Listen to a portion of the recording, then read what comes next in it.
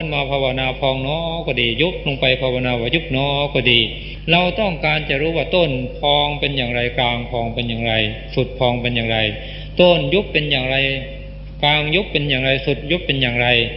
เราสำเนียกในใจให้รู้สภาวะความเป็นจริงในอารมณ์ของกรรมฐานที่ตนบริกรรมหรือตนภาวนานั้นก็ถูกแบบวิปัสสนากรรมฐานทีนี้การเจริญพระกรรมฐานนั้นถ้าว่าเราใช้เพียงขั้นบริกรรมก็เป็นสมถะภาวนาหรือสมถะกรรมฐานคือใช้แต่เป็นเพียงบริกรรมว่าพุทโธพุทโธพุทโธหรือพองน้อยุบน้อพองน้อยุบน้อไปเรื่อยๆไม่เกี่ยวด้วยปัญญาเป็นแต่เพียงจะทำใจให้สงบเป็นอัปปนาสมาธิถ้าเราใช้เพียงขั้นบริกรรมอย่างนี้ก็ถูกแบบสมถะภาวนาแต่ถ้าเราใช้พิธีกำหนดนี่เรากำหนดเช่นว่าเวลายกเท้าขึ้นไปขวาย่างน้อเริ่มยกเป็นอย่างไรก้าวเป็นอย่างไรเวียงลงเป็นอย่างไรเวลาเหยียบเป็นอย่างไรขาไหนหนักขาไหนเบาเรารู้กำหนดอาการพองอาการยก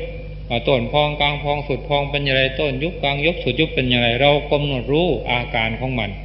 ถ้าใช้วิธีกำหนดอย่างนี้ก็ถูกแบบวิปัสสนาภาวนาหรือวิปัสสนากรรมฐานแต่ถึงอย่างไรก็ขอให้ท่านทั้งหลายได้ทำความเข้าใจว่าการบริกรรมก็ดีการกำหนดก็ดีเราไม่เอาเราบริกรรมหรือเรากำหนดเพื่อรอการเกิดขึ้นของสมาธิสมาบัติรอการเกิดขึ้นของมรรคผลนิพพานต่างหากอุปมาเหมือนกันกับเราต้องการจะดื่มเครื่องดื่มสักขวดหนึ่งอย่างนี้เราก็ไปซื้อมาทั้งขวดเช่นว่าไปซื้อโค้กบ้างเป๊ปซี่บ้างสไปร์บ้างเหล่านี้เป็นต้นเราซื้อมาทั้งขวด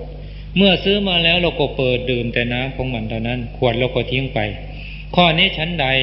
เราจะใช้บริกรรมหรือใช้กำหนดบทไหนอย่างไรก็ตามเราบริกรรมหรือกำหนดเพื่อรอการเกิดขึ้นของสมาธิสมาบัติมรรคผลนิพพานเท่านั้นเมื่อสมาธิสมาบัติมรรคผลนิพพานเกิดขึ้นมาแล้วคำบริกรรมหรือคำภาวนานั้นเราก็ทิ้งไปเราเอามรรคเอาผลเอานิพพานเอาสมาบัตินั้นต่างหากและท่านทั้งหลายก็ขอให้ทำความเข้าใจอีกอย่างหนึ่งว่าเพราะเหตุไรว่าการบริกรรมหรือการภาวนานี้จึงมีมากเพราะเห็นว่าธรรมะอันเป็นคำสั่งสอนขององค์สมเด็จพระสัมมาสัมพุทธเจ้านั้นมีมากคือมีถึง 84,000 ข้อหรือ 84,000 พระธรรมขันธ์พระคาถาเหตุนั้นเวลาปฏิบัติใครจะเอาที่ไหนมาบริกรรมมาภาวนามากำหนดได้ทั้งนั้น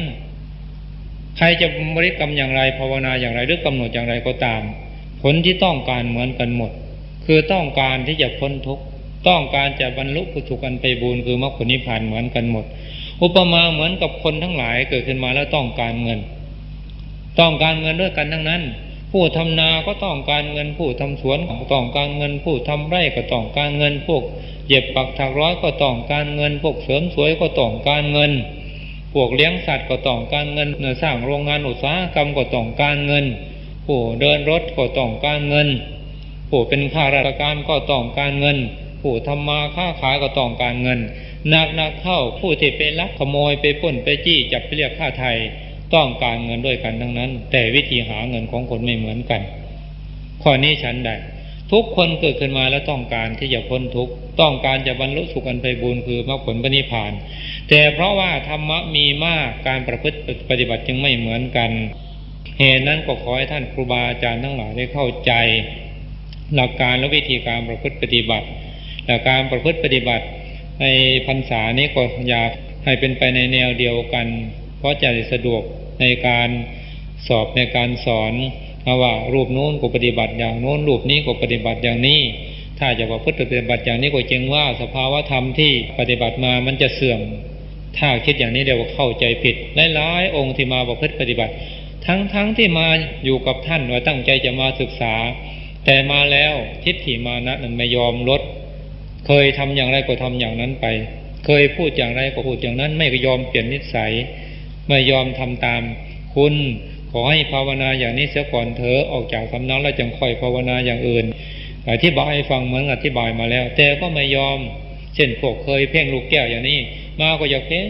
อยู่นั่นแหละเมื่อเพ่งเป็นลูกแก้วอย่างนั้นอยู่ตลอดเวลาการประพฤติปฏิบัติมันก็ไม่เดินหน้าถ้าจะทำอย่างไรก็ตามท่านทั้งหลายจะภาวนาหมดแต่อย่างไรก็ตามมันดำเนินไปตามปฏิปทา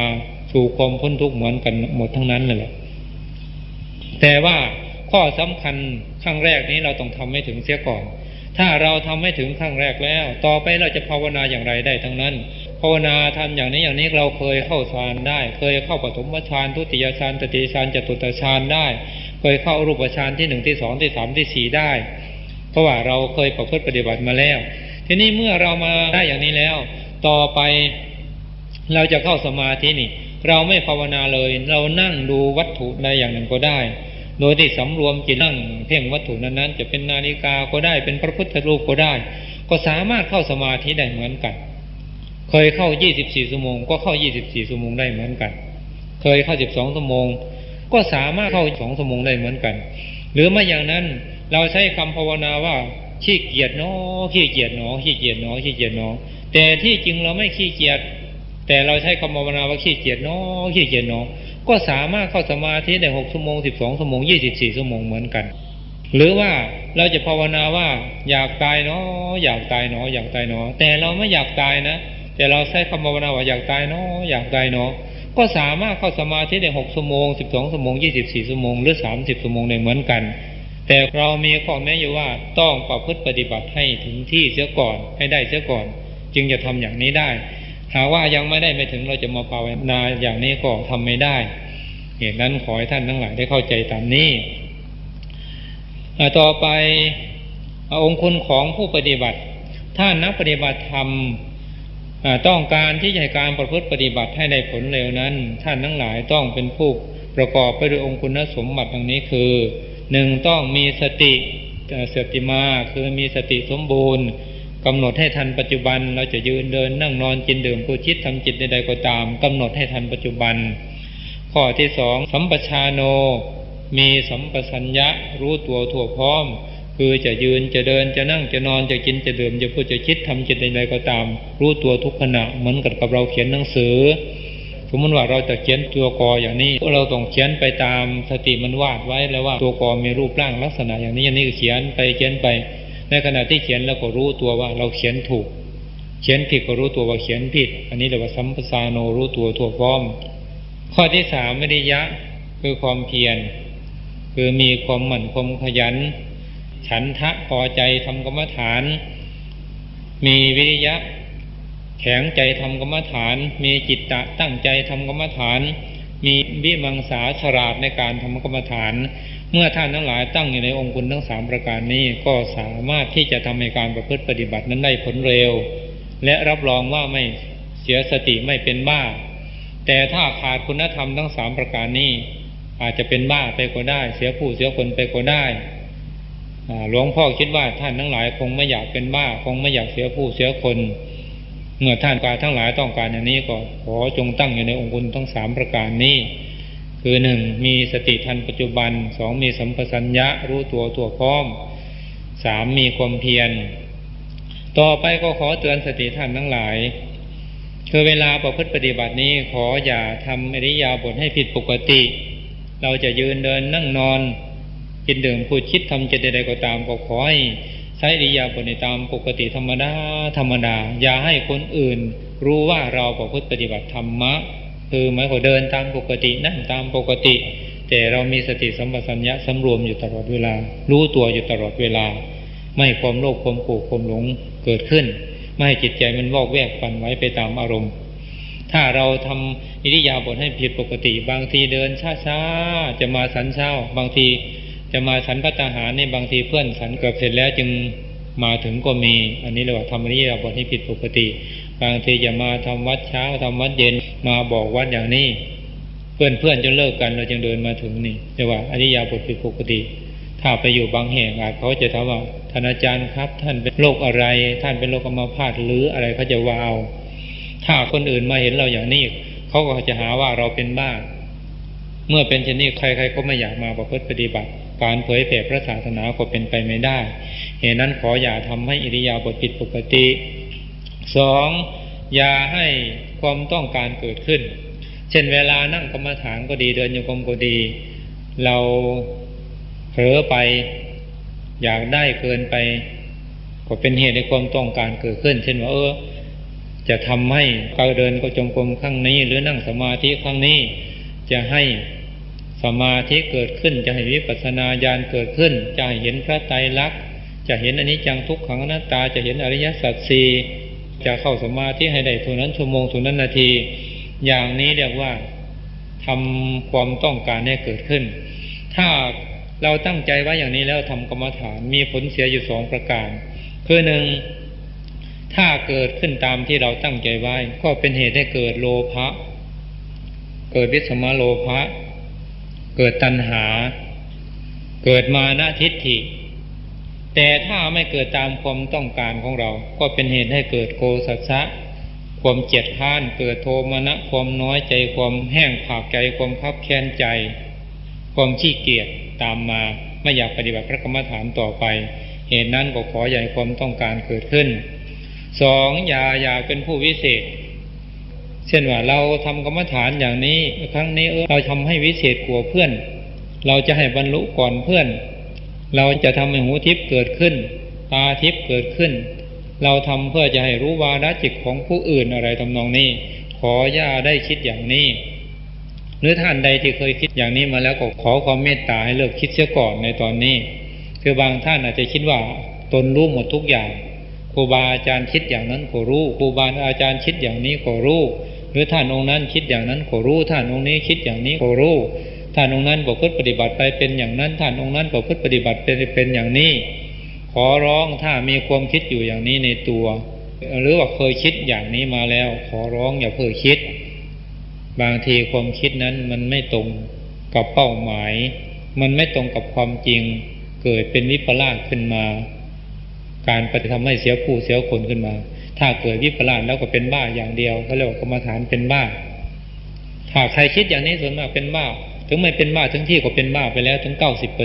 90%ถ้ายังไม่ได้เข้าโรงพยาบาลก็เป็นบ้าไปแล้ว 90%ถ้าคิดเหมือนที่อย่างหลวงพ่อว่ามาหลวงพ่อนี่เป็นอย่างนั้นอย่างนั้นได้สำเร็จขั้นนั้นแล้วหรือว่าหลวงพ่อยังไม่ได้สำเร็จอะไรเลยมีหนำซ้ำยังต้องอาบัติอย่างนั้นอย่างนั้นหรือผู้นั้นต้องอาบัติอย่างนั้นผู้นี้ต้องอาบัติอย่างนี้ผู้นี้ได้รับสำเร็จคุณสมบัติขั้นนั้นอะไรทำนองนี้เราพยากรณ์แต่เราคนเดียวมันผิดพลาดได้ไม่ตรงกับความหมายถ้าใครคิดอย่างนี้เวลาปฏิบัติกรรมฐานอยู่ก็แสดงว่าเป็นบ้าไปแล้ว 90% เหตุนั้นถ้าท่านผู้ใดคิดอย่างนี้ก็ขอร้องให้เลิกคิดเสียก่อนแต่เมื่อประพฤติปฏิบัติพระกรรมฐานจบแล้วจะคิดอย่างไรหลวงพ่อไม่ว่าปล่อยให้เป็นอิสระแต่ถ้าเวลาปฏิบัติอยู่นี้หากเกิดความคิดนี้เกิดขึ้นมาลำบากที่จะพาเข้าโรงพยาบาลภาษีเพราะว่าเคยเอาเข้าโรงพยาบาลบ่อยๆถ้าใครอยากเป็นผู้วิเศษหรือถือว่าตนเป็นผู้วิเศษแล้วปฏิบัติพระกรรมฐาน100 ทั้ง 100เสียคนไปเลยมาปฏิบัติ10 คนก็เสีย10 คนมาปฏิบัติ2 คนก็เสีย2 คนมาปฏิบัติคนเดียวก็เสียคนเดียวถ้าใครอยากเป็นผู้พิเศษข้อนี้มีตัวอย่างเป็นมาหลายคนแล้วเท่าที่หลวงพ่อได้สอนกรรมฐานมาตั้งแต่พ.ศ. 2515มาถึงป่านนี้ท่านทั้งหลายลองคิดดูว่ามีคนมาปฏิบัตินั้นปีหนึ่งไม่ใช่น้อยรวมแล้วหลายพันคนตลอดทั้งปีทีนี้เมื่อเป็นเช่นนี้เราก็สามารถที่จะรู้ว่าการประพฤติปฏิบัติเป็นอย่างไรเวลามาประพฤติปฏิบัติลูกศิษย์ลูกหาเป็นอย่างไรเหตุนั้นก็ขอให้ท่านทั้งหลายเปลี่ยนความคิดนี้เสียอย่าได้คิดเหมือนอย่างที่กล่าวมาแล้วข้างต้นเอาล่ะท่านครูบาอาจารย์ตลอดถึงท่านนักปฏิบัติธรรมทั้งหลายเท่าที่หลวงพ่อได้บรรยายธรรมะมาก็เป็นเวลาเกือบ1 ชั่วโมงเห็นว่าพอสมควรเจเวลาจึงขอยุติในท้ายที่สุดนี้ด้วยอานุภาพคุณพระพุทธเจ้าพระธรรมพระสงฆ์บารมีธรรมที่ท่านทั้งหลายได้สั่งสมอบรมมาพร้อมทั้งอำนาจบารมีธรรมที่หลวงพ่อได้สั่งสมอบรมมาตั้งแต่ปุเรกชาติขอจงได้เป็นตบะเดชะเป็นพลวปัจจัยท่านทั้งหลายมีสุขภาพพลานามัยสมบูรณ์ปราศจากโรคภัยไข้เจ็บทั้งหลายทั้งปวงให้มีโอกาสได้ประพฤติปฏิบัติธรรมะเต็มที่ขอให้ท่านทั้งหลายเป็นผู้มีสติมีสัมปชัญญะมีความเพียรมีสมาธิมีศรัทธามีปัญญาสมบูรณ์ได้บรรลุฌานสมาบัติผลสมาบัตินิโรธสมาบัติปาทัคฌานวิชา3ปฏิสัมภิทาญาณ4ปัญญา6อตีตังสยานปัจจุปนังสยานอนาคตังสยานมโนมยิทธิได้สำเร็จเป็นพระโสดาบันพระสกิทาคามีพระอนาคามีได้สำเร็จเป็นพระอรหันต์ตามบุญญาธิการที่ท่านทั้งหลายได้สั่งสมอบรมมาก่อนที่ท่านทั้งหลายจะออกจากห้องกรรมฐานแห่งนี้ไปจงทุกท่านเถิดแผ่เมตตาพร้อมกันอหังสุขิโตโหมิขอให้ข้าพเจ้าจงถึงสุข นิราชทุกข์ไม่มีเวรไม่มีภัยไม่มีความเบียดเบียนไม่มีความเดือดร้อนไม่มีความลำบากมีความสุขรักษาตนอยู่เถิดสัพเพสัตตาสัตว์ทั้งหลายทั้งปวงจงเป็นผู้ไม่มีเวรไม่มีภัยไม่มีความเบียดเบียนไม่มีความเดือดร้อนไม่มีความลำบากมีความสุขรักษาตนอยู่เถิดขอเดชะตั้งจิตอุทิศผลบุญกุศลนี้แผ่ไปให้ไพศาลถึงบิดามารดาครูอาจารย์ทั้งปู่ย่าตายายและลูกหลานทั้งญาติมิตรและคนเคยร่วมรักสมัครใคร่ทั้งทหารตำรวจตัวแทนไทยทั้งเจ้ากรรมนายเวรและเทวันมีพระอินทร์พระพรหมพระยมพระการข้าจตุโลกบาลทั้งสี่พระภูมิเจ้าที่เจ้ากรุงพาลีพระนางธรณีพระเพลิงพระพายตลอดถึงสรรพสัตว์ทั้งหลายขอให้มีส่วนได้ในกุศลผลของฉันสำหรับเราท่านทั้งหลายที่มันปฏิบัติพระวิปัสสนาขอให้พาได้พบประสบสีได้บรรลุมรรคผลนิพพานของญาณมุนีในชาตินี้มีผลทุกคนเทอญ